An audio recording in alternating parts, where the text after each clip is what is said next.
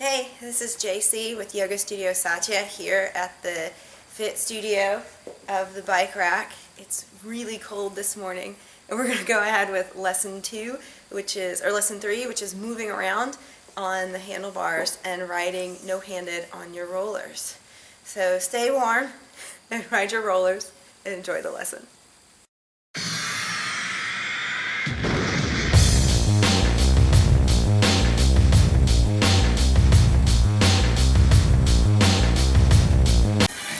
Crazy monkey balance, Rex Harrison. Welcome to the Road to Roller Dodgeball, lesson 3. By now you've been practicing your touch and goes, which means you've probably spent a little time riding, which means you've probably figured out how to move your bike around the rollers with just a little bit of shift to your weight. You can move those rollers from side to side on your roller. So Rex, why don't you show us that? Shifting your weight very subtly to get the rollers to move around.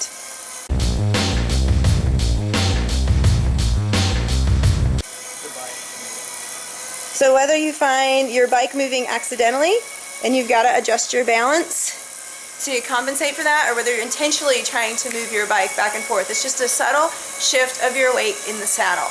Alright, so we're actually going to use that today as we go into moving your hands around the cockpit of the bike and phasing into going no-handed. So your first step is going to be to use your core and hug your core, draw your belly button in, and shift your weight more back into your sitting bone. And hug your core, draw your belly button in, and shift your weight more back into your sitting bones. So that puts your weight more in the saddle of the bike and frees up your hands to be a little bit lighter. If you're leaning all your weight into your hands, it's going to be hard to move them. So draw your weight back into your sitting bones, more butt bones down into the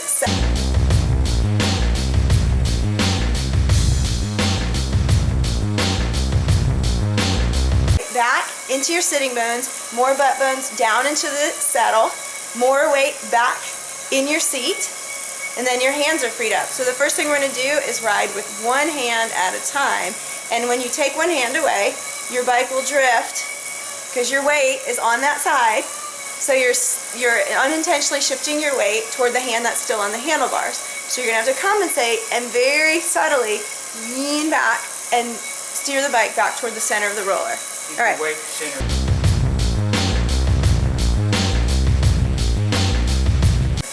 Keep your weight centered. Alright, so Rex is going to show us that.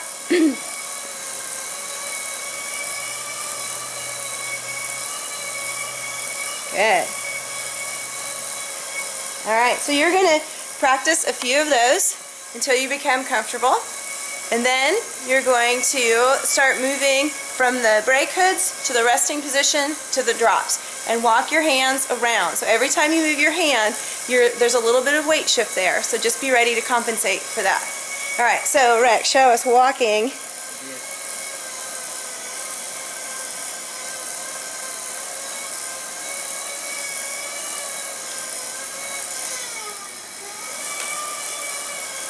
And when that happens, don't freak out, just stay with it. So as you're riding, you always want to remember, when you get nervous, there's a tendency to drop your cadence and drop your wheel speed. It's that old school kid thing, like just hit the brakes. That's not what you want to do on rollers. You're going to feel much better if you keep your cadence and your wheel speed up. Alright? Not only that, but you're also practicing keeping your weight back in your sitting bones. Instead of rolling forward, putting your weight in your arms, roll back and pull your weight with your core more into your saddle, more into your legs, so that you can keep your arms light.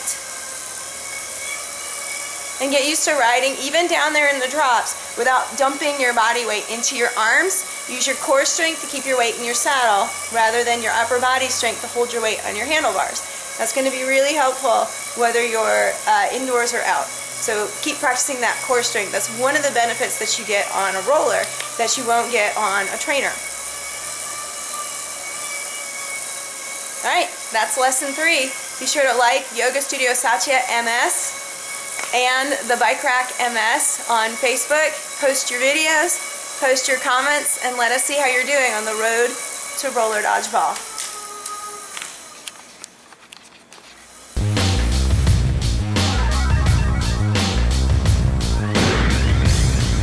So the next thing I want you to practice this next week is reaching down for your water bottle out of your cage. So let's do this in stages. First, reach down and touch the water bottle and come up. It's a deeper lean than even going to your drops.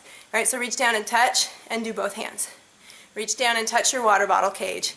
All right, and then moving slowly, all right, make sure you get your balance back at each little stage. So don't just try to do it real fast. That's not the way to do it. All right, reach down, touch. When that's comfortable, reach down, touch your water bottle cage. Slowly work your water bottle out of the cage.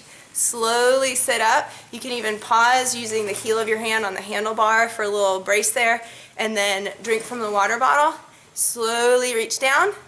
Slowly meaning get your balance at every stage. If you start to lose your balance, stop where you are. Let your body get its balance before you keep moving deeper, because you're shifting your center of gravity the whole time. And then put your water bottle back in the cage. Make sure you practice balance so you can do it with your right and your left hand. All right, so there's advanced drinking from your water bottle in your cage. It's a little bit harder. Practice that this week, so no hands and drinking from the water bottle with either hand from the cage.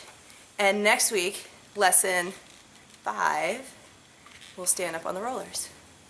Have a great week. Ride 'em cowboy. Enjoy.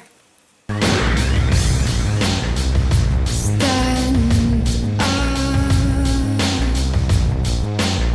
You got to make. It is really cold and freezing. You got